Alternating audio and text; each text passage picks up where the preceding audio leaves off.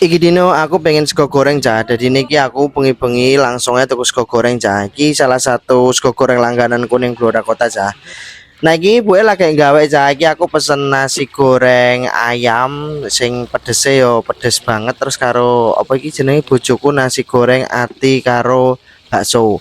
Nah iki menune wakeh cah, kalian bisa apa milih topping sendiri. Nah iki cah ibu delok nek goreng iki langsung wakeh soal iki sing tuku yo wakeh cah. Terus iki apa penampakannya cah, kalian bisa lihat dewe yo.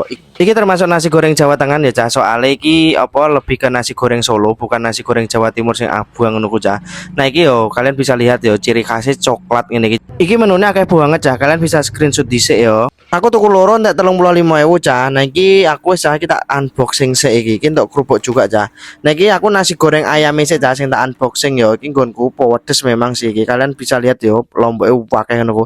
Suapan pertama cah, rasane ngenah tenan. Iki kalian sing bener-bener pecinta nasi goreng Soloan cah iki cocok banget. Iki soalnya apa bukan pedes sing saus enggak tapi pedesnya bener-bener saka Lombok ngono ku cah. Sesuai karo selera orang Blora cah, rasanya enak, regane murah untuk akeh sisan.